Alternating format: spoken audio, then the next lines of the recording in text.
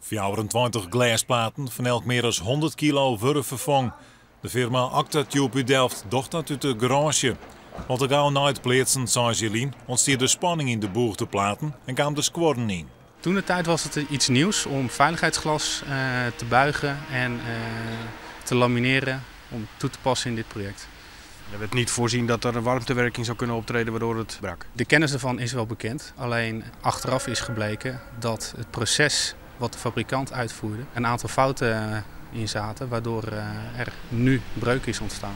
Zou nou de garage kregen dat het glas net werk wordt? Ja, we hebben ook testen gedaan en uiteindelijk hebben wij een aantal panelen laten overkomen uit andere fabrieken.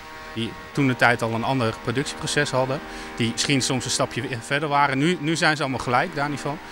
En daar hebben we testen mee gedaan en we hebben nu een andere fabrikant gekozen. En we monitoren ook alles.